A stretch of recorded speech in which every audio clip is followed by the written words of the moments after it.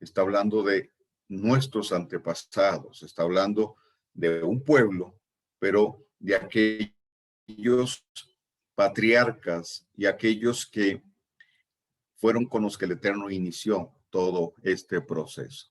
Oh,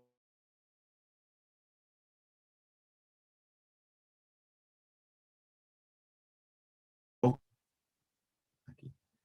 Ok.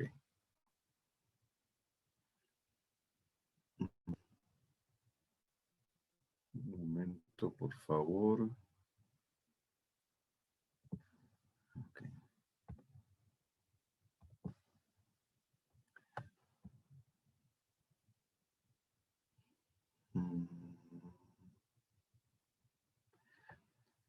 Le pido a los que están por Facebook me disculpen un momento porque algo pasó aquí con mi computadora.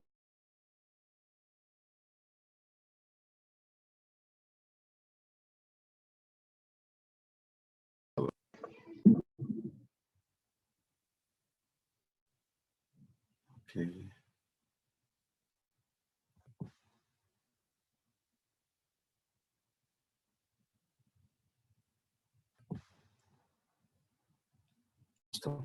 Algo le pasó a mi computadora, pero bueno, no es nada extraño.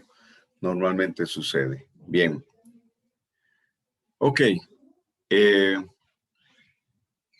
Por favor, Ivonne, abrí el micrófono y me confirmas si está bien la señal, si se está viendo bien la pantalla, por favor. Sí, papá, la pantalla se ve muy bien. Ok, perfecto. Bien, entonces. Avanzamos aquí.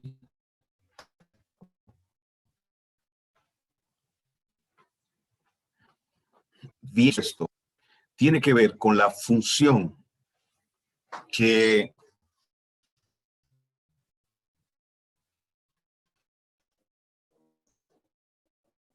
en el contexto monárquico, presión, preparar un pueblo bien dispuesto, habla de el tiempo cuando, el momento cuando el rey salía a visitar, cuando salía, el rey salía al campo. Okay. De tiempo en tiempo, el rey salía y visitaba los pueblos, visitaba las ciudades de su reino. Pero entonces, antes de que el rey saliera, antes de que el rey hiciera eso, ¿verdad?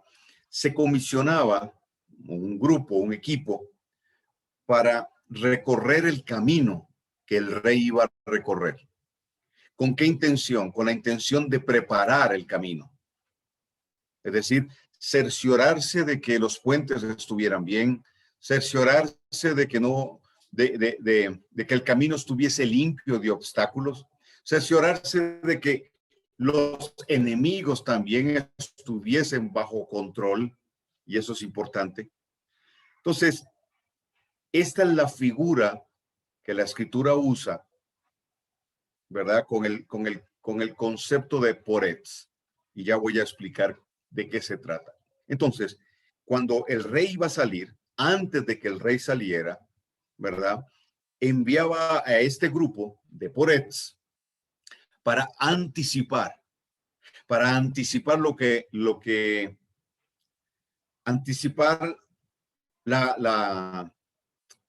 la visita del rey al campo, a las ciudades, etcétera.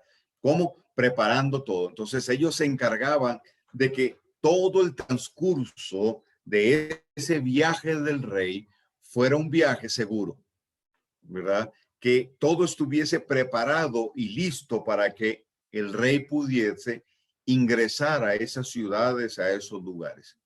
Entonces, repito, el concepto es Poretz. Cuando hablamos de Juan el Bautista, la función, lo que define la función de Juan el Bautista es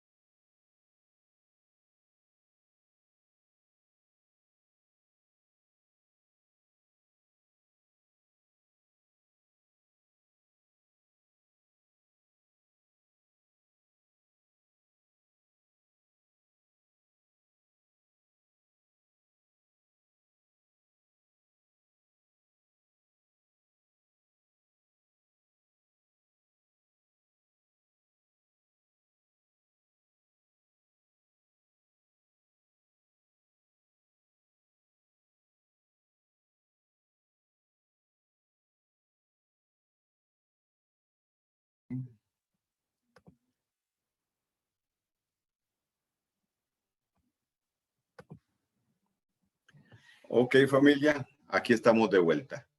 Ok, bien. No le voy a echar la culpa al diablo, pero él es el responsable de esto.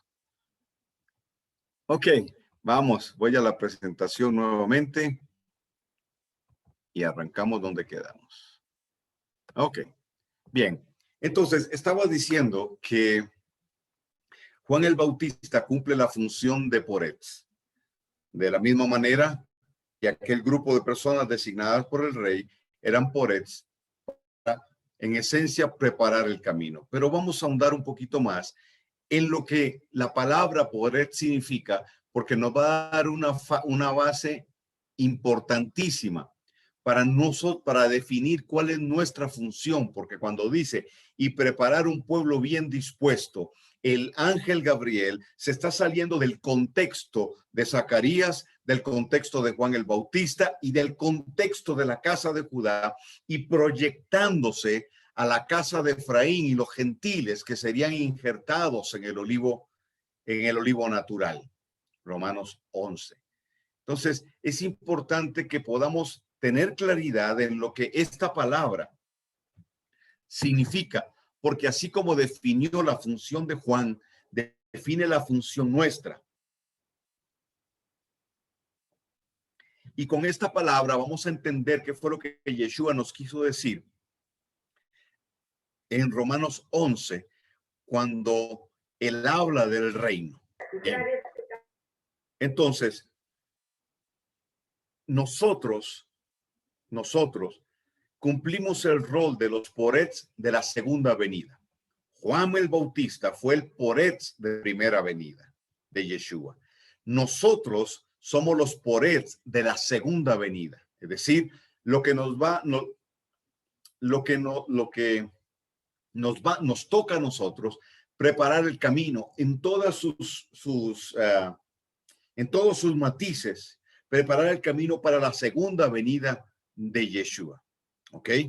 Así como Juan lo hizo en la primera, a nosotros nos toca en la segunda. Por supuesto, aparte de que no nos van a cortar la cabeza, hay una proyección importante, ¿verdad? Proféticamente. Y ya vamos a entrar en ese detalle. Ok, la palabra porets significa entrar en algo usando la fuerza. Entrar en algo usando la fuerza. ¿Ok? Está relacionado con la palabra peretz, que significa brecha, se traduce al español como brecha. Entonces, cuando yo tomo poretz, tomo peretz y su raíz me define la función. ¿Ok? Y los matices de esa función. Entonces, la función de un poretz es abrir camino, creando una brecha. Ese es el primer aspecto de este concepto. Entonces, un poretz es el que abre un camino, pero creando una brecha. Entonces, aquí tenemos que entender lo que es una brecha, ¿verdad? Es importantísimo saber que una brecha es un lugar espiritual, tiene que ver con un lugar. Vamos a hablar de esto, voy a decir lugar, ¿verdad?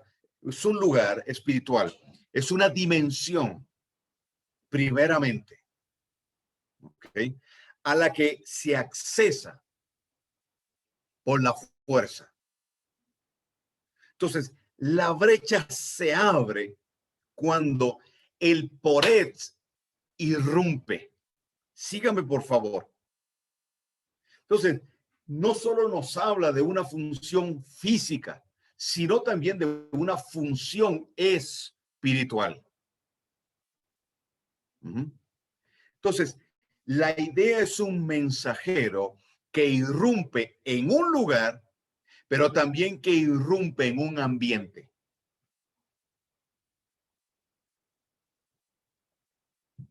repito, irrumpe en un lugar físicamente, pero también en un ambiente, en un plano espiritual. ¿Por qué? Porque lo espiritual influye sobre lo natural y lo determina. Las batallas se ganan primero en lo espiritual para luego tener un efecto en lo natural. Muchas veces nos desplazamos físicamente para poder incursionar, abriendo una brecha en la fortaleza del enemigo. El concepto de brecha se usaba en el primer pacto, históricamente, para referirse a el hoyo en el muro que hacía el ejército que quería invadir una ciudad que estaba amurallada. Entonces, ¿cuál era la estrategia? Bueno, una de las estrategias era golpear la parte más débil del muro. La parte más débil del muro eran las puertas. Sin embargo, era lo que más custodiado estaba. Entonces, muchas estrategias buscaban abrir un hoyo, es decir, una brecha en el muro, para desde otro flanco poder accesar a la ciudad. Esa era la intención. Normalmente, la brecha que se abría no daba tiempo para ser muy grande, en muchos casos. Entonces, solo cabía un hombre a la vez. Eso planteaba una lucha, una batalla cuerpo a cuerpo, uno contra uno. Esto es muy interesante. No voy a entrar en ese tema porque es tema de intercesión profética. Pero, la brecha espiritualmente la genera la Torá. La Torá se convierte en un muro que guarda, que resguarda. A través de la Torá se generan los principios, los valores morales, espirituales. Entonces, cuando las ciudades se alejan de los principios de Dios, el enemigo levanta sus fortalezas, pero levanta sus fortalezas abriendo la brecha o utilizando la brecha que se abre por la decadencia moral, por la decadencia espiritual de un pueblo, de una ciudad. Repito, no tengo mucho tiempo o no quiero usar mucho tiempo para ahondar en esto. Entonces, ¿cuál es la función del Poretz en relación a la brecha? Es penetrar en la fortaleza que el enemigo tiene, abriendo ese hoyo, abriendo ese muro, irrumpiendo en el lugar físicamente, pero también en el ambiente. De tal manera que se golpea en dos dimensiones a la vez. Ese es nuestro rol como Poretz. Operar, movernos en dos dimensiones. Entonces, el Poretz es el que prepara el camino. Es el que prepara el camino, cortando las tinieblas para establecer el trazo para el cumplimiento profético de lo que el Eterno estableció. Eso es lo que Juan hizo con Yeshua. O sea, si nosotros solo vemos, no solo en el rol de Juan el Bautista, sino en la escritura en sí, solo vemos el plano natural, solo nuestra referencia es el plano natural, entonces nos vamos a quedar en el prólogo del libro. Si nosotros tomamos como ejemplo, y es un ejemplo hermosísimo, cuando Eliseo con su criado están sitiados por los sirios, y el criado le dice a Eliseo: mi señor, los sirios nos sitiaron. La respuesta de Eliseo para el criado, humanamente hablando, era incoherente, porque le dijo: no tengas temor, porque más son los que están con nosotros que nuestros enemigos. Desde una perspectiva natural, eso era incoherente. No tenía sentido, porque ya el aprendiz de profeta, el sucesor de Eliseo, ya había visto los sirios sitiando aquel monte donde estaba Eliseo. Pero lo que el criado no tenía en cuenta es que había una dimensión paralela, donde ya el Eterno había hecho provisión para aquel momento. Cuando Eliseo ora por Giesi, por el criado, por el aprendiz de profeta, la oración de él es: Padre, que sean abiertos sus ojos. El tipo no era ciego, solo que Giesi estaba viendo solo en una dimensión, la natural. Los ojos le son abiertos y ahora él entra en una dimensión espiritual. Entonces, aquel lugar, aquel plano físico,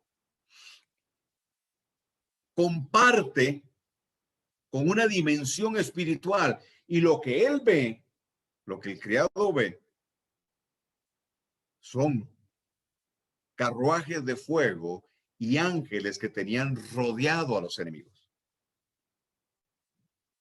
Esta figura nos permite a nosotros ver la escritura desde esta perspectiva. Hay una batalla espiritual.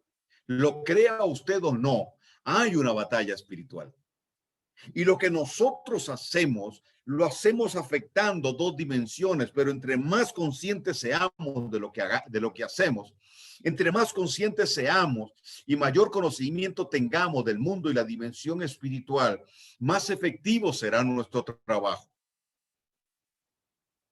Entonces, un Poretz no solo se mueve en el plano físico, en el lugar físico, sino también en la dimensión espiritual que envuelve, que rodea aquel plano físico, para traer a cumplimiento lo que proféticamente el Eterno ha hablado. Entonces, ver solo, ¿verdad?, que no solo las langostas del mar, que es un animal impuro, son los chapulines, esos grandes, los grillos grandes, las langostas, eso comía, las comía con miel. Si nosotros solo vemos eso, pues, y un hombre atrevido, un hombre con una convicción firme de cuál era su rol, y lo analizamos solo en un plano físico, nos vamos a quedar cortos. ¿Por qué? Porque hay toda una dimensión espiritual en la que irrumpió Juan, abriendo una brecha, removiendo tinieblas para preparar el camino al Mesías. ¿Ok? De la misma manera, nosotros hacemos en este tiempo. Entonces, es violentar al irrumpir algo cerrado, algo que es hermético o algo que es custodiado. ¿Me sigue? Las fortalezas del enemigo que están sobre ciudades, las fortalezas del enemigo que están sobre naciones, sobre palmos de terreno, sobre regiones, tienen un objetivo claro y definido. Cuando nosotros entonces queremos establecer el reino, tenemos que romper con eso. Tenemos que quebrar la frecuencia energética, la energía que generan estas entidades espirituales asentadas sobre un lugar, que generan las maldiciones que los brujos hacen, las maldiciones que levantan los chamanes, los falsos cultos, la idolatría, el ego del hombre, la soberbia, los malos gobernantes, los gobernantes egoístas, los homicidas, los asesinos, las estrategias políticas para aniquilar, para matar, como el aborto, por ejemplo. Todo eso va generando campos de frecuencias vibracionales bajas, energía que genera temor, incertidumbre y otras cosas como lo que estamos viviendo hoy. Y el trabajo nuestro entonces es irrumpir en medio de esto, romperlo para que el reino de Dios se establezca, para que aquellos que requieren aquellos que son escogidos para que la luz de Yeshua les abrace, puedan conocerlo, para que el evangelio pueda penetrar, para que ya no esté detrás de vendas, sino que sea claro. ¿Me va siguiendo? Entonces, Juan fue comisionado, capacitado bajo el poder y el espíritu de Elías para irrumpir en las circunstancias, preparando espiritualmente la primera venida de Yeshua. Ok, para Juan fue más corto, pero el tiempo, pero muy intenso. Para nosotros, el remanente es más largo, pero igualmente intenso, y sobre todo en este tiempo.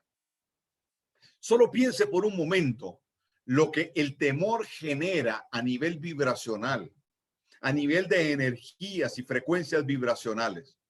El temor genera una energía de frecuencia baja y de eso se alimentan los demonios.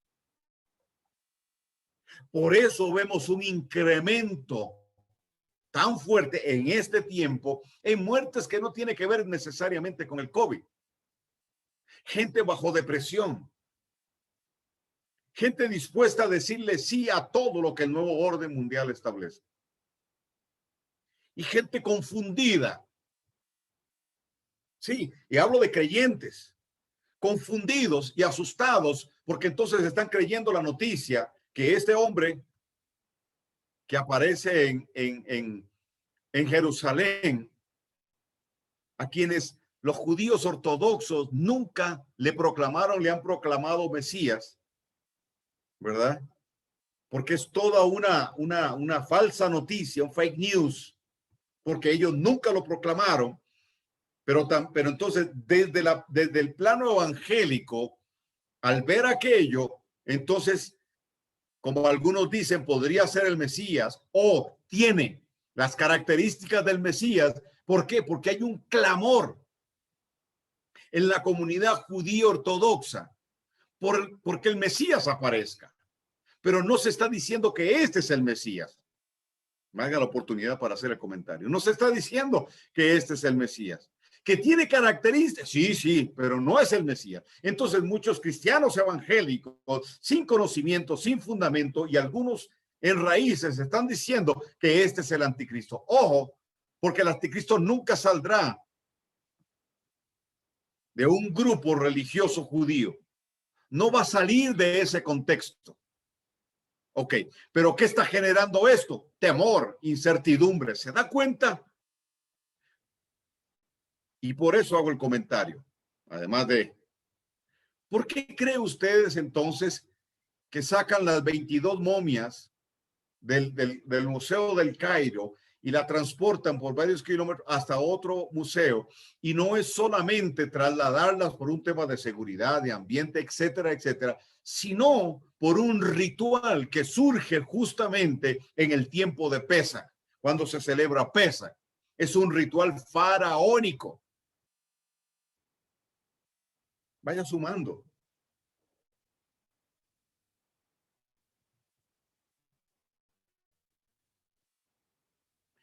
Eso es lo que genera las fortalezas, que los porés tienen que irrumpir.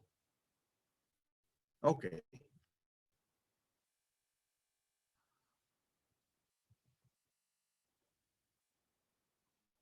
Una de las cosas que el ángel le dice a Zacarías en relación a Juan es que él haría volver el corazón de los padres hacia los hijos. El corazón de los padres hacia los hijos. Y quiero volver a enfatizar esa palabra, volver. Que en el griego y en el hebreo es una palabra pero muy interesante.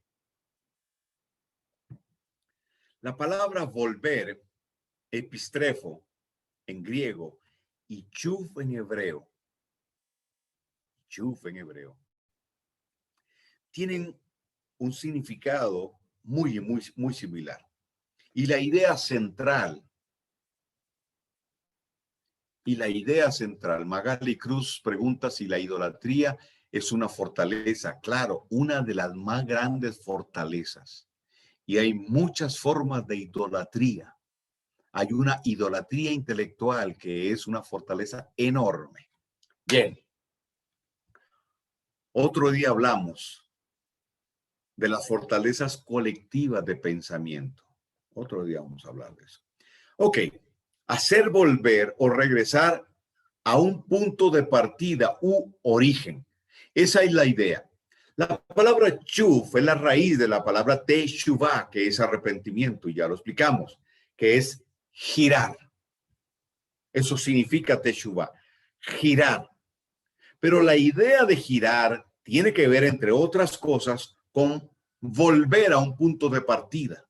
Volver o regresar al punto de partida, no en el pasado, sino proféticamente, que es el contexto correcto, en el futuro. Si yo quiero encontrar mi origen, no me devuelvo, sino que avanzo porque allá adelante lo voy a encontrar y lo estamos encontrando. Justamente es eso, porque identidad y origen van de la mano. Entonces, la idea es que Juan conecta, oiga bien esto, la generación de los padres israelitas, estoy hablando de la casa de Efraín, porque ahí es donde inicia Elías. Elías es un profeta a la casa de Israel o la casa de Efraín.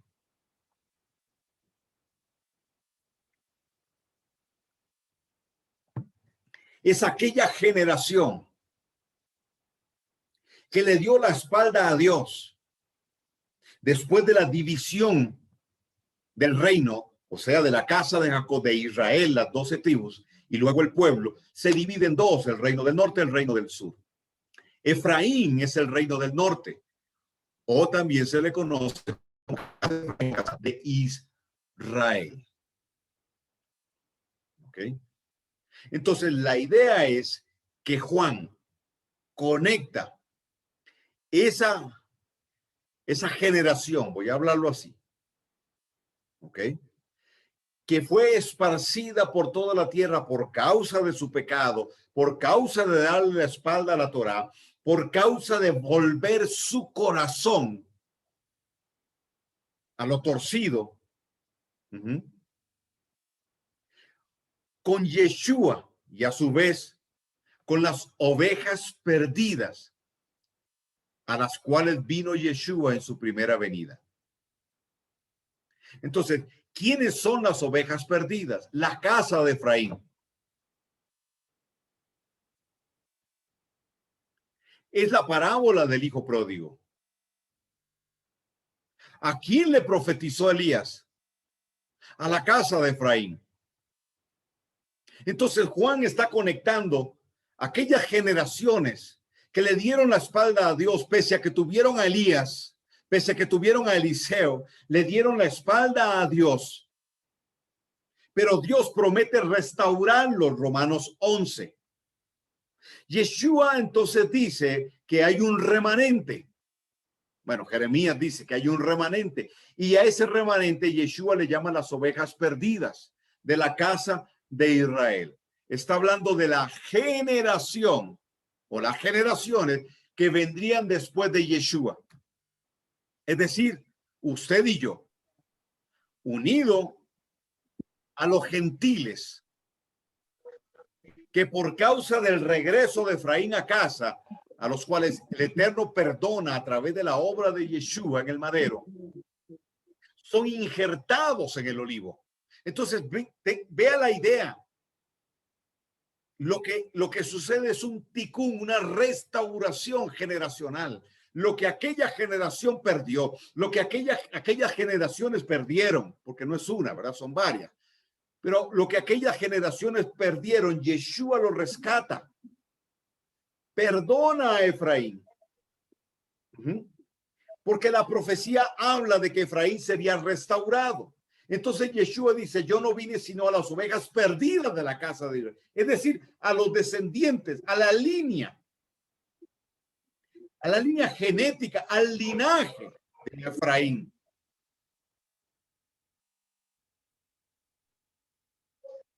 Porque Efraín es el instrumento de Dios para atraer a los gentiles, pero también para provocar que la casa de Judá vuelva sus ojos al Mesías. ¿Ok? No puedo entrar mucho acá porque ya esto lo enseñé cuando hablé de las dos casas de Israel.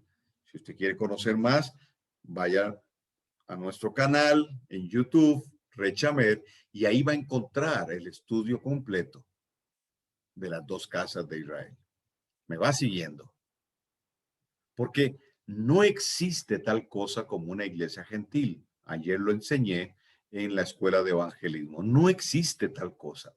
Porque el gentil, que son las ramas desgajadas del olivo silvestre, al ser injertados en el olivo, dejan de ser gentiles porque el olivo es Israel, el pueblo de Dios, no el país que está en Medio Oriente. Entonces sí, somos israelitas. Aquellos que se desviaron, aquellas 10 tribus y sus generaciones que se desviaron, también fueron Israel. Y hay un linaje que nos une a muchos de nosotros que tenemos línea efraínita de las 10 tribus, que nos une a ellos. Por eso hablo de la continuidad. Entonces, cuando el ángel dice para hacer volver el corazón de los padres que se desviaron, que les dieron la espalda, a través de los hijos, alineándolos con la Torá, con su linaje, con su origen. ¿Ok? Entonces, nosotros somos los porés de esta segunda etapa. Porque Juan lo que hace es unir, darle continuidad, traer e introducir a Yeshua, porque con él se da plenamente la unión espiritual y genética, la unión de linaje, para llevar a cumplimiento lo que fue profetizado por Oseas, lo que fue profetizado por Isaías, por Jeremías, por Ezequiel, etcétera. Entonces,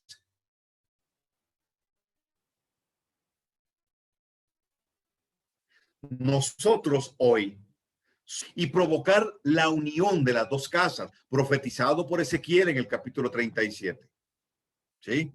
Porque cuando habla de las dos varas, está hablando de Efraín y está hablando de Judá. ¿Ok?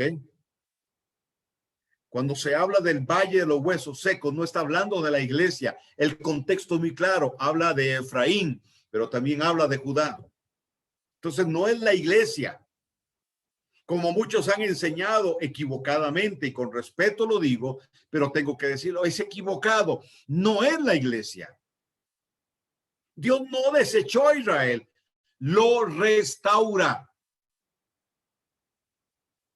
El concepto iglesia, eclesía, es un concepto griego que no define una identidad, define una función. ¿Por qué? Porque eclesía significa los que son convocados o una asamblea temporal. Eso no nos define, pero el concepto hebreo que Constantino se encargó de borrarlo es Kehilá, que es una comunidad de creyentes en Yeshua que prevalece y permanece a través del tiempo por causa de la Torá, el propósito y el Espíritu de Dios que nos impulsa. Y a pesar de nuestros propios errores, nuestras falencias, Yeshua sigue edificando el cuerpo porque el propósito tiene que cumplirse.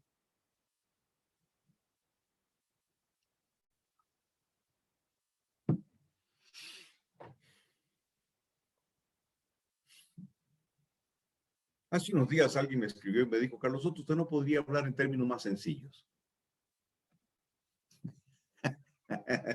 Y claro, pues, respeto mucho la opinión, pero así enseño yo. Yo no me esfuerzo por ser profundo, ni creo que lo sea. Pero sí le digo algo. Hay que estudiar. Hay que estudiar.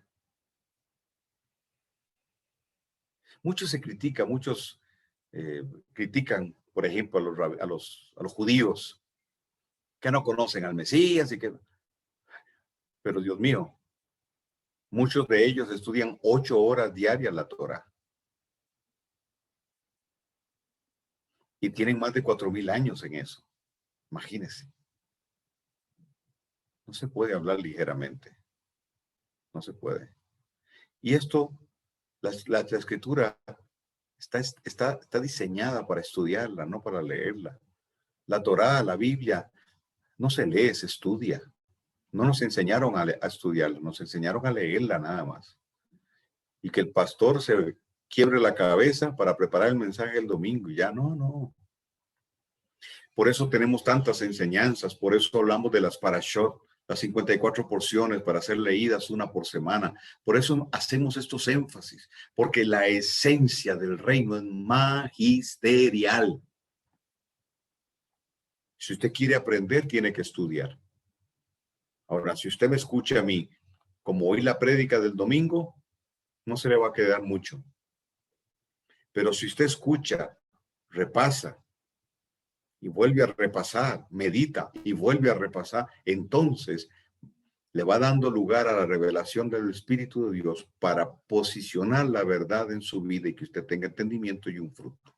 Ok. Entonces somos un puente para atraer a Efraín y provocar la unión de las dos casas de Israel. Además, somos el medio para que los gentiles sean injertados en el olivo. Entonces, ¿qué estamos provocando? Estamos provocando teshuvá, es decir, arrepentimiento.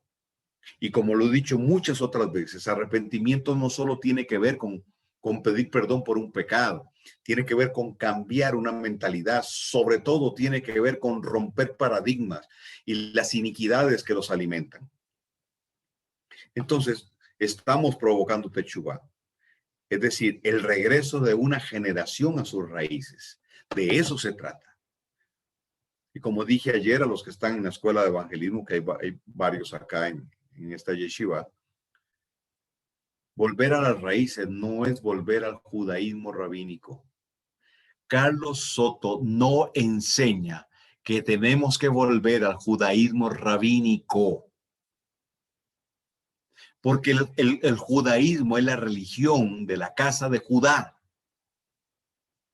Yo no estoy hablando de eso, yo estoy hablando de retornar, de regresar a nuestras raíces que son hebreas. Ahí está nuestra verdadera identidad.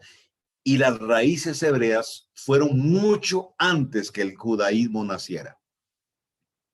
Entonces reitero, recalco, subrayo, enfatizo. Carlos Soto no enseña a volver a las raíces judías. Entonces se equivocan los que me tildan de judaizante. Esto lo digo porque hay más de un espía aquí metido en esta yeshiva, viendo a ver qué yo enseño para ir corriendo donde su líder, su pastor, su apóstol, a decirle, ay, mira los que enseñó. A ver, vaya, dígale a su pastor que venga y se meta a él, lo oiga a él directamente. No tengo rollo, ni estoy bravo, no tengo problema con eso. Pero vaya y dígale a su pastor, a su apóstol, que es más, que me llame, que me busque y hacemos una videoconferencia por Zoom y hablamos el tema. ¿Cómo lo hacemos nosotros? ¿Cómo lo han hecho nuestros ancestros? Bien. Entonces estamos provocando teshuvá, el regreso de una generación a sus raíces, abriendo una brecha en las fortalezas del enemigo, oiga bien, para precipitar el cumplimiento de las profecías de los últimos días. ¿Me va siguiendo? Entonces la función de un pored es abrir camino, es preparar el camino, abriendo las brechas,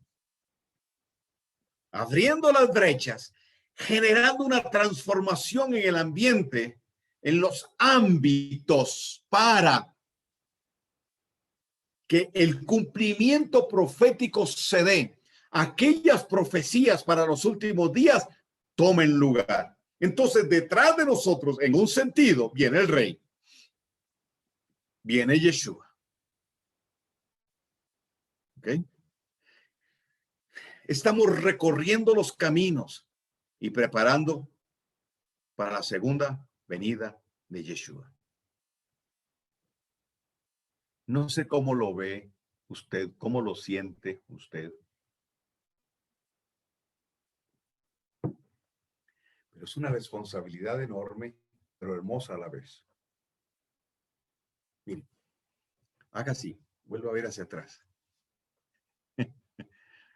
Detrás de usted viene Yeshua. Lo que usted hace es tan y tan fundamental. Por eso yo digo que en el reino no hay tarea pequeña ni servicio sin recompensa. Todo lo que hacemos para el reino es grande. Es a los ojos del hombre, de sus ambiciones, de sus paradigmas, que categoriza algo pequeño o grande. Pero todo lo que hacemos para el reino es grande, porque suma. Tan importante es el que va a un estadio y ora y la gente se sana, como el que allí en la calle le habla a alguien del Señor. O sea, ok. Bien. Ahora vamos a hablar de nuestra comisión. Nuestra comisión en el reino. Y esto obviamente bajo una perspectiva hebrea, pero la perspectiva hebrea de Mateo 11:12. Usted va a ver cómo se conecta Lucas 1:17 con Mateo 11:12. Y luego el 13, que lo vamos a ver más adelante. El verso 12 dice, desde los días de Juan el Bautista hasta ahora, el reino de los cielos sufre violencia. Y los violentos lo arrebatan. Versión Reina Valera de 1960. Entonces, voy a hablar acerca de la traducción, no de la palabra de Dios. Casiodoro de Reina y Cipriano de Valera establecen sus versiones basadas en manuscritos que vienen de la Vulgata Latina, la primer Biblia traducida del hebreo al griego, tanto del primer pacto como del pacto renovado, Antiguo y Nuevo Testamento. ¿Ok? Con una serie de errores en su traducción. Entonces me voy a referir al error de la traducción, no a la palabra de Dios, para clarificar qué fue lo que Yeshua nos quiso decir aquí. Entonces, primeramente, hago dos preguntas que cuestionan la versión. Número uno, ¿realmente Yeshua habló de violencia? Cuando dice que el reino de los cielos o el reino del Padre Eterno, el reino de Yohed Bajei, se hace violencia y solo los violentos lo arrebatan, ¿Yeshua habló de violencia? Y la otra pregunta es, ¿el reino de los cielos sufre violencia? ¿Está bajo ataque?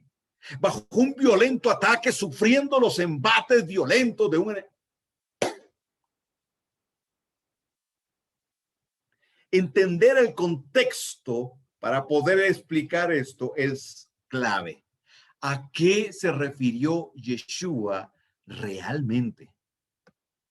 Entonces, déjeme ir por partes, como Jack el Destripador. Vamos por partes. Ok.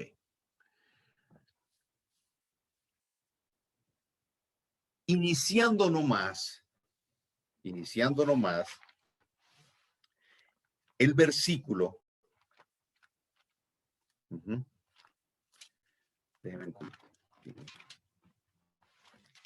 Iniciando nomás el versículo, dice, desde los días de Juan.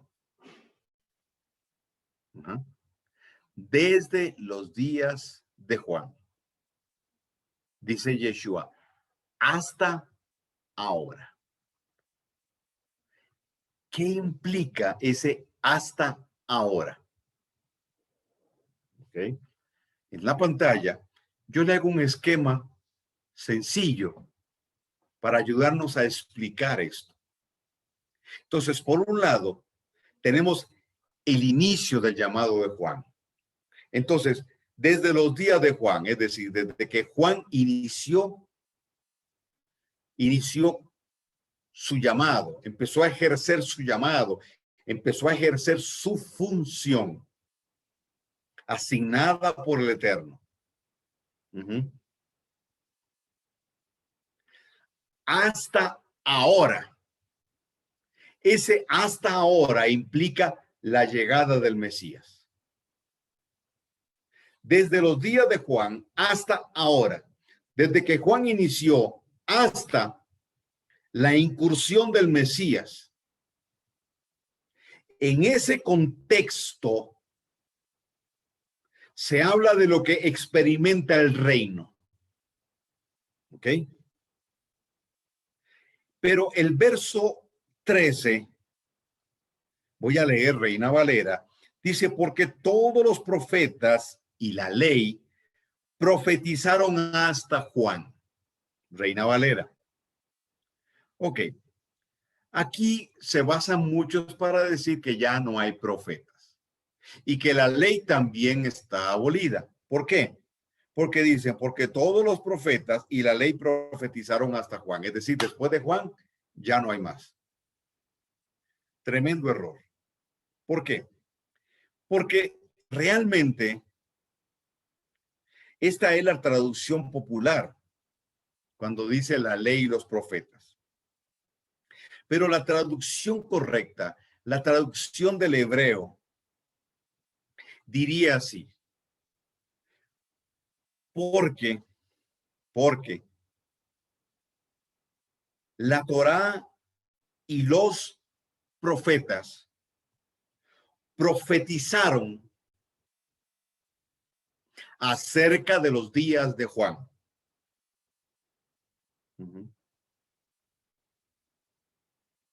Entonces, según Kinner, un erudito y teólogo, la expresión ley los profetas se refiere a la Torá en general.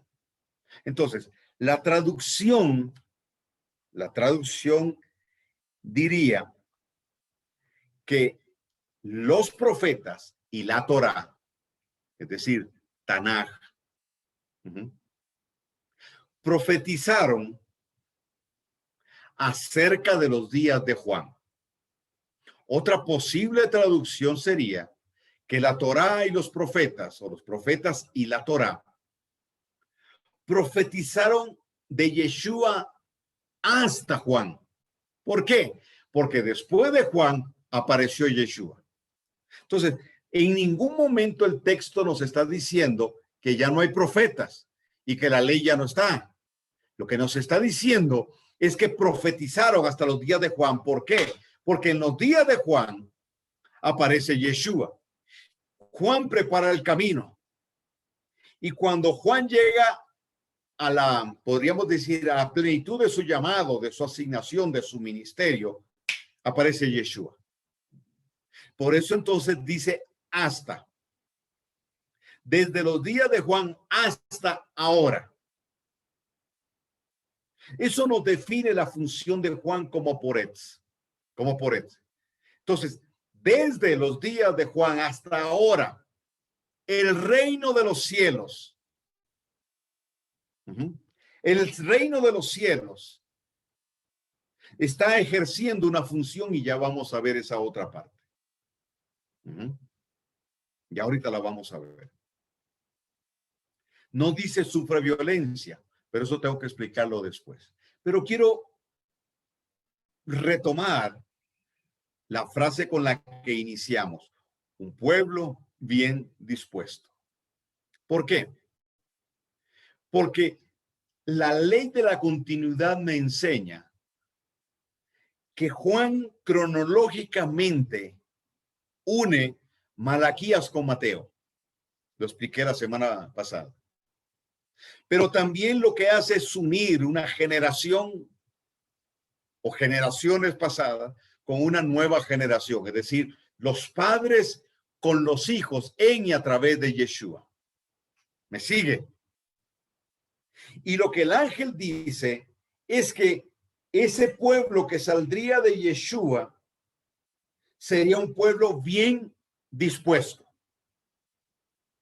Entonces, ¿cuándo ese pueblo surge? Como tal, surge bajo la promesa que Yeshua le hace a sus talmidim, a sus discípulos. Cuando les dijo, vayan al aposento alto y esperen la promesa. Joel 2:28 tendría que cumplirse. Y después de esto, que significa la venida del Mesías, derramaré de mi espíritu sobre toda carne, y vuestros hijos y vuestras hijas caminarán en una dimensión profética del cumplimiento de lo que los profetas anunciaron. Entonces, en Shavuot, la comunidad de creyentes en Yeshua es consolidada por la venida del Ruach, por la venida del Espíritu de Dios. Cuando Juan inicia su ministerio, antes de que Juan iniciara su ministerio, su llamado, él fue lleno del Espíritu. ¿Cuándo fue lleno del Espíritu de Dios Juan? Cuando Miriam, conocida en el bajo mundo como María, tiene su encuentro con el ángel Gabriel y le dice, bendita eres entre todas las mujeres, etcétera, etcétera. Cuando ella sale de ese aposento, quiere contárselo a todo el mundo, pero va danzando hasta donde está su prima, Elizabeth, que tenía 6 meses de embarazo de Juan, y le cuenta lo que experimentó. Dice la escritura que el niño brincó, saltó, se movió en el vientre de Elizabeth, y fue justo en ese momento cuando fue lleno del Espíritu Santo. Entonces, ahí Juan, en un sentido profético, tuvo su Shavuot, tuvo su Pentecostés.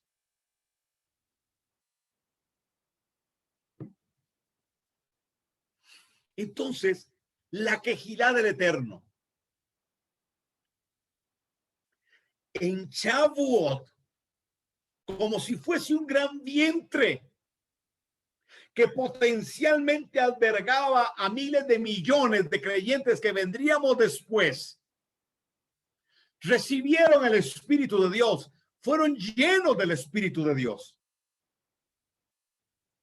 Entonces, nuestro primer Poretz, Juan, inicia su proceso, inicia su llamado, lleno del Espíritu de Dios. Nosotros, los segundos Poretz, si me permite decirlo así, iniciamos nuestro llamado lleno del Espíritu de Dios. Entonces, los que fueron naciendo después, producto de la obra del Espíritu Santo y de la predicación de muchos, como nos ha sucedido a nosotros, conocimos a Yeshua y nos sellaron con el Espíritu Santo de Dios para hacer nuestra tarea como Poretz. Nuestra función, entonces, en términos generales hablo, inicia el relevo de Juan. Se da de forma oficial en aquel Shavuot en el libro de los Hechos, en el capítulo 2, para darle continuidad a lo que Elías inició. Porque así como Juan caminó con el espíritu y el poder de Elías, nosotros caminamos con el espíritu y el poder de Yeshua. Y nuestro trabajo como Poretz se extiende a través de relevos generacionales hasta la segunda venida de Yeshua. Entonces en Mateo 16:18, Yeshua dice, le dice a Keifas, Pedro, tú eres Pedro, y sobre esta roca, sobre este avén, sobre esta fundamento, dice, edificaré mi comunidad de creyentes. Dice, y las puertas del Hades no prevalecerán contra ella. ¿Por qué? Porque una comunidad llena, saturada del Espíritu de Dios, del Ruach HaKodesh, habilita y es capacitada para poder irrumpir en medio de las tinieblas, abrir la brecha, romper, rasgar los velos para que el reino de Dios irrumpa y por la fuerza someta los poderes de las tinieblas y aquellos que están cautivos por las tinieblas.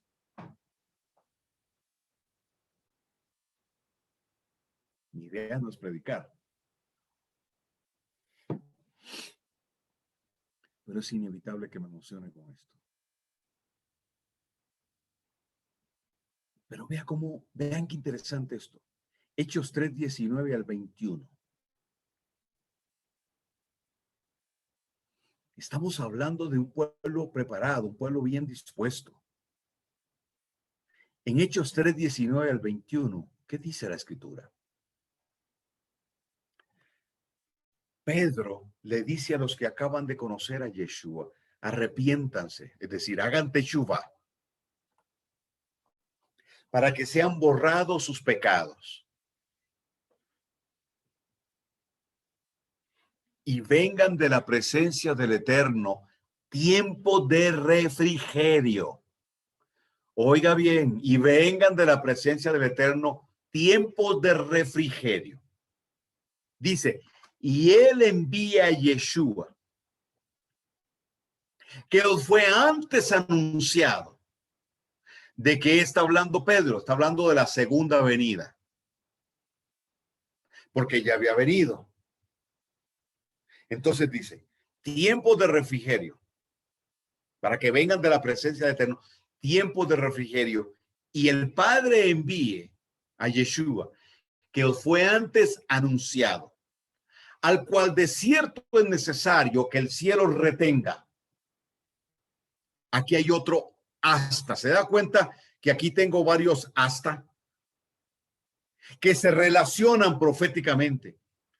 Dice que está siendo retenido hasta la restauración de todas las cosas. Entonces, Pedro lo que está diciendo es que la segunda venida de Yeshua está sujeta a la restauración de todas las cosas. Y cuando todo se ha restaurado, no según nuestro criterio, sino según el criterio del Padre Eterno, entonces Yeshua vendrá por segunda vez.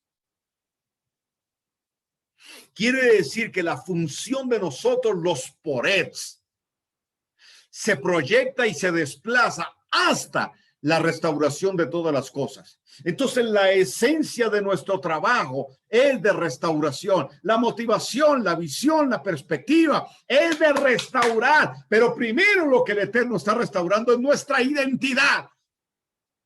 Porque no somos cristianos, hijos de Constantino.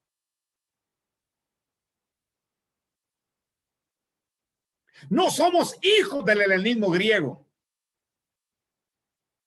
Somos hijos del Eterno, miembros de un pueblo llamado Israel. Cumpliendo una función de abrir camino y preparar el camino para la segunda venida de Yeshua.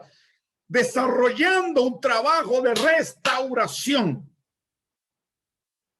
Hasta que todo esté en las óptimas condiciones para que Yeshua venga por segunda vez. Pero usted dirá, pero Carlos Soto, y el enemigo y el diablo, ¿qué es lo que se va a restaurar? La restauración tiene que ver con el remanente, tiene que ver con la restauración de Efraín, tiene que ver con salir de Babilonia, tiene que ver con la restauración de la identidad de Efraín para volver al diseño, tiene que ver con la unión de las dos casas, tiene que ver con que todo el número de los gentiles escogidos sean injertados en el olivo.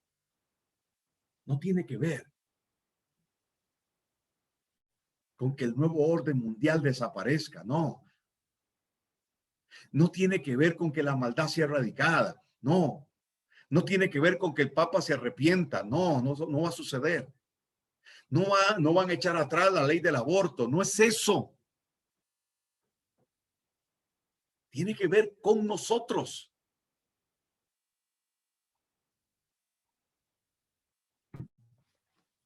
Hasta la restauración de todo lo que nuestros padres dañaron, lo que ellos no hicieron, lo que debió haber tomado lugar y no tomó.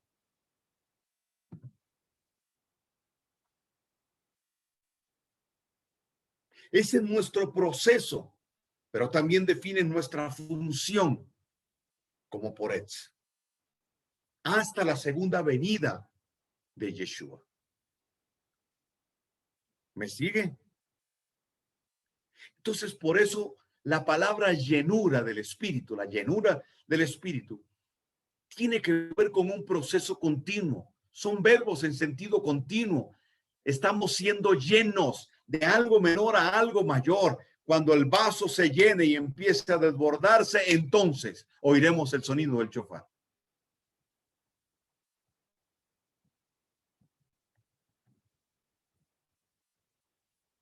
¿Ok? Bien. Vuelvo al texto. Vuelvo al texto. Vuelvo a leer el pasaje. Desde los días de Juan el Bautista hasta ahora, el reino de los cielos sufre violencia y los violentos lo arrebatan. ¿Ok? Ahora vamos a entrarle a esta segunda parte. Ya hablamos del hasta. Ahora vamos a entrar a la segunda parte. Pero para un mejor entendimiento de este pasaje, debemos ir a Miqueas 2, 12, 13. Señoras y señores, Yeshua, Pablo, Pedro, Juan, pero sobre todo Yeshua, cuando hablaron, citaron la Torá. No existía el Nuevo Testamento. Hablaron de Torá. Todo lo que Yeshua dijo está en el primer pacto. Ahí está. Entonces, nuestra referencia para entender mucho de lo que Yeshua dijo tiene que ver con el primer pacto. ¿Qué dice Miqueas? Póngale cuidado. De cierto te juntaré todo, oh Jacob. Cuando habla de Jacob, está hablando de Israel, de las 12 tribus. Entonces dice, de cierto te juntaré. ¿Por qué Miqueas dice de cierto te juntaré? Porque se dividió, recuerden, en 2 reinos, 10 tribus en el norte y 2 tribus en el sur. Casa de Judá en el sur y casa de Efraín en el norte. ¿Ok? Pero dice, de cierto te juntaré todo. Eso no se ha cumplido todavía. Dice, recogeré ciertamente el resto de Israel. ¿Cuál es el resto de Israel? Otra versión dice, recogeré el remanente de Israel. De ese Israel, la casa de Jacob, hay un remanente y al remanente se le llama casa de Efraín. Igual también se le llama las ovejas perdidas. Dice, los reuniré como ovejas de Bosra, como rebaño en medio de su aprisco. Harán estruendo por la multitud de hombres. Subirá el que abre camino, ese es el Poretz, delante de ellos. Abrirán camino y pasarán la puerta y saldrán por ella, y su rey pasará delante de ellos, y a la cabeza de ellos Adoshem. Entonces, aquí nos habla de Juan. ¿Quién es Juan? El Poretz. Nos habla de Yeshua. ¿Quién es Yeshua? En el texto, el rey. Dice, y su rey pasará delante de ellos. Es Yeshua. Pero también nos habla de Efraín, el remanente. Y nos habla de las 2 casas de Israel que serán juntadas. ¿Se da cuenta todo lo que estos 2 versículos encierran? Pero nos los presenta irrumpiendo y prorrumpiendo. Entonces, ¿cuál es la imagen que este texto nos presenta? Donde Yeshua se basó para dar esta enseñanza. El pasaje nos da la imagen de un pastor guardando su rebaño por la noche. Los pastizales estaban en los lugares altos. Entonces, un pastor de ovejas tenía que desplazarse varios días para llegar a los lugares altos, que era donde se daban los pastos. Y por la noche tenía que resguardar las ovejas de los depredadores. Entonces construía un cerco, una especie de redil con piedras o con una enredadera, como una especie de enredadera con espinas que se da en esos lugares, en esas zonas, que fue con la que le hicieron la corona a Yeshua. Y entonces dejaba una puerta. En esa puerta dormía él. Por eso Yeshua dijo, yo soy la puerta. Es uno de los significados de esto. Por eso dice, el pastor da la vida por las ovejas. ¿Por qué? Porque se para en la puerta, que es el lugar por donde puede entrar el depredador. ¿Entiende la figura? Entonces, durante la noche estaban ahí las ovejas. Pero luego en la mañana, las ovejas buscaban abrirse campo a través de la puerta. Pero el pastor, al oír el bramido de las ovejas que estaban prorrumpiendo con necesidad de agua, con necesidad de comida, les abre la puerta para que ellas irrumpan.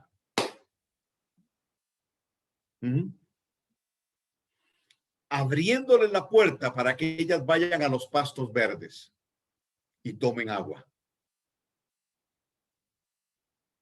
Entonces, en la interpretación rabínica de este pasaje, el abre caminos es interpretado como siendo Elías, es decir, Juan el Bautista. En el pensamiento rabínico, Elías es el Poretz que abre camino. Por eso dice, y él vendrá con el espíritu y el poder de Elías. El ministerio de Juan lo reconocieron las autoridades de aquel tiempo.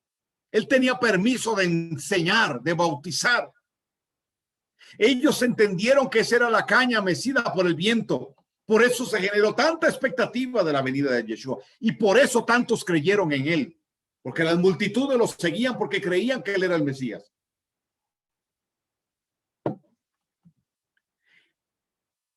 Y el otro es su rey como el Mesías, el vástago del hijo de David. Entonces, en la interpretación rabínica, en ese rey, los rabinos ven al Mesías. Entonces, Yeshua no solo hace referencia a Miqueas cuando él está hablando en este pasaje, sino que también a una interpretación rabínica del pasaje. Entonces, la traducción correcta no sería, y el reino de los cielos sufre violencia y los violentos no. El reino de los cielos, dice él, está prorrumpiendo e irrumpiendo. Prorrumpir significa proferir repentinamente una fuerza, repentinamente y con fuerza una voz, suspiro u otra demostración de dolor o pasión vehemente. Por ejemplo, prorrumpió en sollozos. Y la palabra irrumpir significa entrar con fuerza en un lugar. Esta es la función del Poretz, irrumpir. Entrar con fuerza, abriendo una brecha. En la dimensión espiritual y la fortaleza del enemigo, debilitando las líneas de pensamiento, la ideología, quebrantando las columnas de iniquidad en las ciudades, en los barrios, etcétera. Irrumpiendo con fuerza y prorrumpiendo, anunciando el reino. Eso hizo Juan. Anunciando el reino. Viene uno detrás de mí del cual no soy digno ni de atar la correa de sus sandalias. Nosotros también decimos, prorrumpimos diciendo, viene uno detrás de nosotros. Viene uno detrás de nosotros que descenderá en las nubes, pondrá los pies sobre el monte de los olivos, sujetará a los enemigos y abrirá la puerta para el reino milenial. Y reinará y gobernará las naciones con vara de hierro.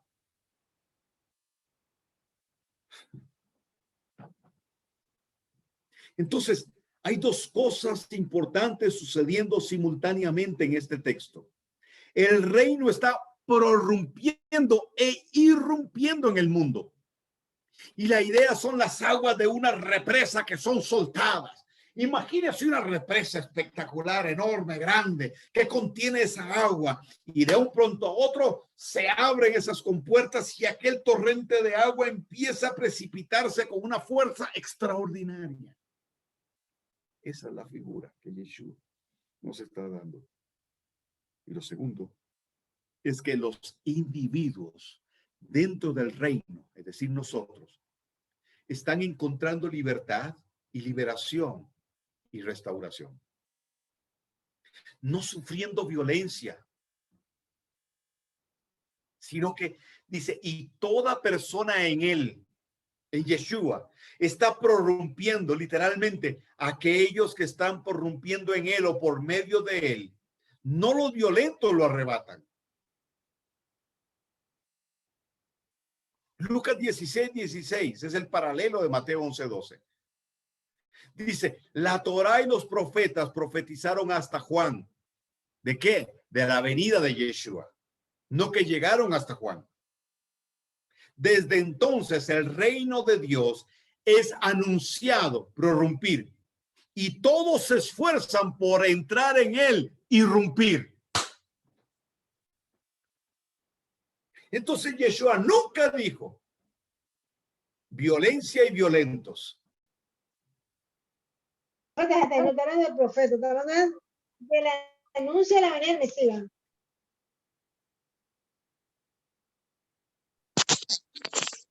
¿Ok?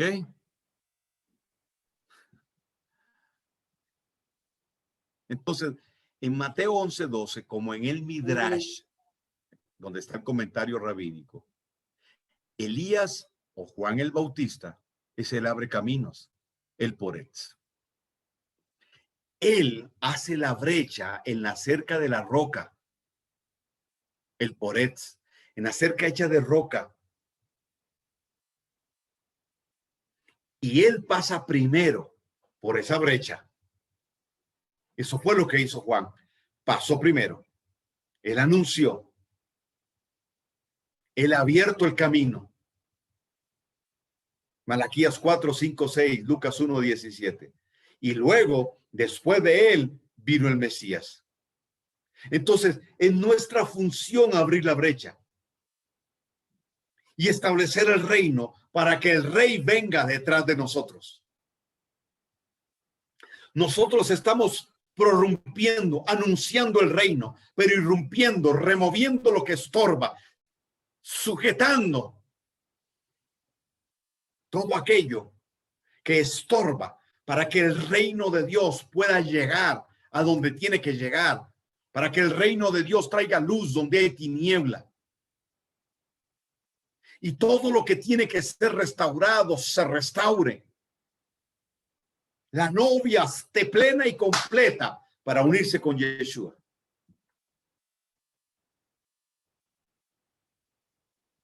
El verso 5 dice de Malaquías, he aquí, yo os envío el profeta Elías, antes de que venga el día de Elohim, grande y terrible. Él hará volver el corazón de los padres hacia los hijos. ¿Se da cuenta? Estamos hablando de generaciones pasadas y nosotros, las nuevas generaciones. Y el corazón de los hijos hacia los padres, no sea que yo venga y hiera la tierra con maldición. Entonces, nosotros somos los porets, los abre camino de este tiempo. Preparamos la segunda venida de Yeshua con el espíritu y el poder, no de Elías, sino de Yeshua. Abrimos una brecha para la restauración de todas las cosas y el cumplimiento profético, provocando que la generación de los hijos se alineen con lo que el Eterno le dio a los padres de nuestro pueblo. Vuelvan a la Torá, a su origen e identidad genuina. El fin de Satanás ya está profetizado. Ahí no hay vuelta de hoja. La bestia, el falso profeta, el anticristo, serán arrojados al lago de fuego. Mire, eso no tiene vuelta de hoja. La semana de Daniel, esa semana no nos habla del triunfo de Satanás. No, nos habla de su derrota, de su precipitación al lago de fuego, del anticristo, de la bestia, del falso profeta, Satanás atado por 1000 años y al final al lago de fuego irá a dar también. Cuando leemos el libro de Apocalipsis es el libro de la revelación de Yeshua. Y la semana de Daniel es una cuenta regresiva para Satanás. Ahí no hay ningún triunfo, el juicio viene sobre los impíos.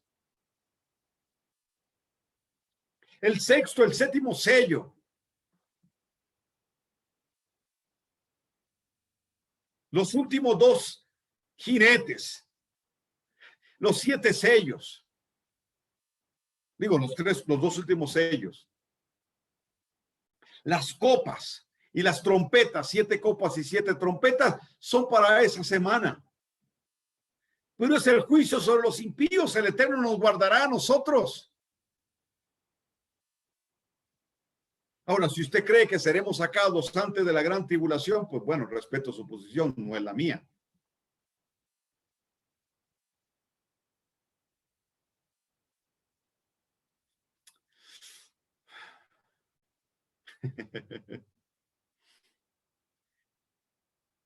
Después de eso, entonces vendrá un cielo nuevo y una tierra nueva, es decir, un ambiente nuevo, renovado, una atmósfera transformada, y nosotros transformados como un abrir y cerrar de ojos para no ver la muerte, porque la muerte ya ha sido derrotada. Viviremos por 1000 años, reinaremos con él.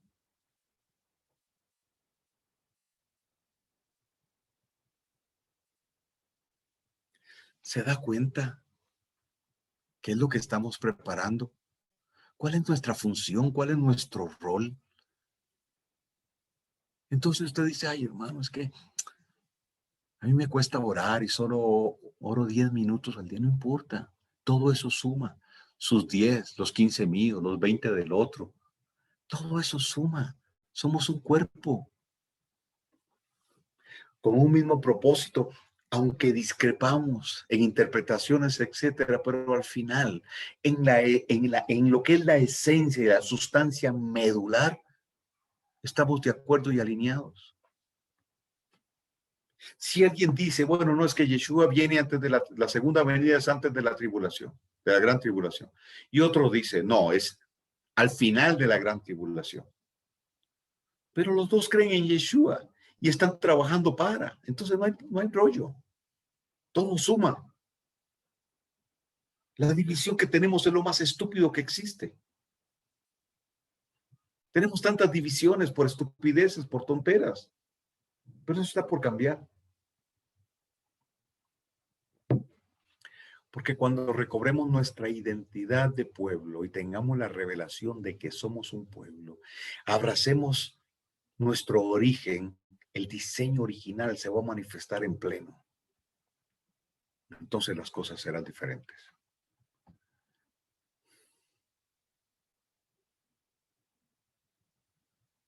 Y él vendrá con el espíritu y el poder de Elías para alinear la generación de los hijos a lo que le fue entregado a los padres, redimiendo su condición, para preparar un pueblo bien dispuesto para él. En ese alineamiento estamos nosotros siendo preparados. Como los porets que preparamos el camino para la venida del Rey. Estamos prorrumpiendo, diciendo, ya viene, está a las puertas, prepárense, alíñense.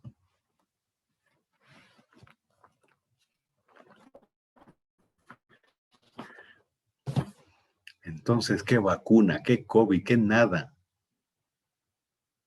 La palabra profética sigue corriendo. Y nosotros, los pobres, seguimos irrumpiendo por la fuerza en las fortalezas espirituales que el enemigo tiene. Bien, familia. Concluimos aquí. Entonces, Yeshua nunca usó la palabra violencia.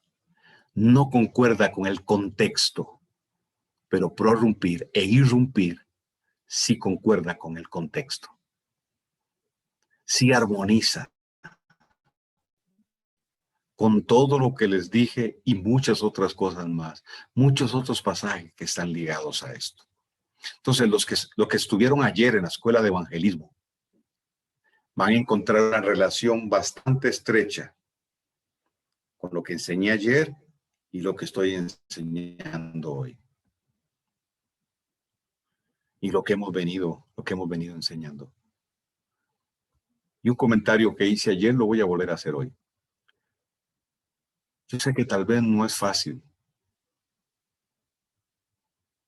botar los viejos paradigmas, las improntas que se generaron a través de las improntas del sistema religioso y las interpretaciones que las teológicas bastante helenistas y también bajo conceptos muy constantinescos que han generado fortalezas y a veces hasta vendas mágicas para no interpretar correctamente. Eso hace difícil que algunas de las cosas que se enseñan puedan ser asimiladas. Pero como siempre yo digo, yo le doy la información, usted estudie, revísela, repásela y permita que el Espíritu de Dios le revele. Y sí, como dice Damaris, hay que repetir la enseñanza, hay que volverla a ver. Mi hijo dice que yo enseño dejando tarea para la casa. ¿Te acuerdas de esa expresión, Ivonne? Que yo enseño dejando tarea para la casa. Y es que eso es lo que hace un maestro. Justamente eso.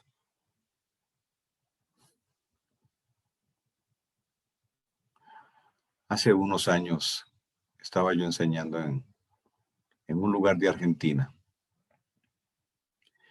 Y yo estaba moviéndome, enseñando, ¿verdad? Y estaba bajando porque había un poco de religión, un ambiente muy religioso. Entonces, estaba golpeando esas fortalezas.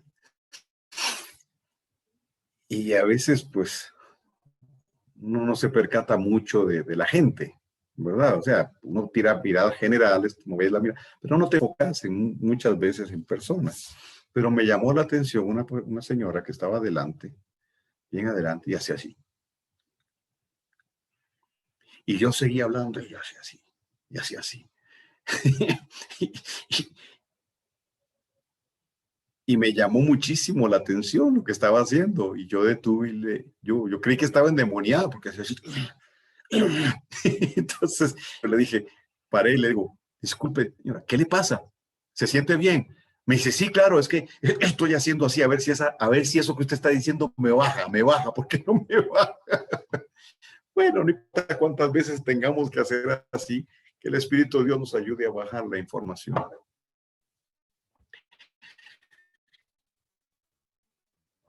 Que la información se convierta en revelación es lo que buscamos. Y tanto como aprende usted, aprendo yo. Porque no crea que, y bueno, hay muchos pastores aquí en el Zoom, y ustedes saben que la experiencia es esa. Uno enseña para aprender y para que otros aprendan. Porque estudiando uno aprende. Porque uno, para enseñar 1 hora, estudias 8 por lo menos. Y en temas como estos pasas más de 8 horas estudiando. Entonces, le digo esto porque también nosotros aprendemos. Estamos en el proceso también de aprender. Pero lo que tenemos, damos. Bien, familia. Un gran abrazo para todos. Nos vemos el próximo martes a la misma hora por el mismo canal. ¿Ok? Y vamos a traer otro tema. Les bendigo. Chao, chao. Shalom para todos.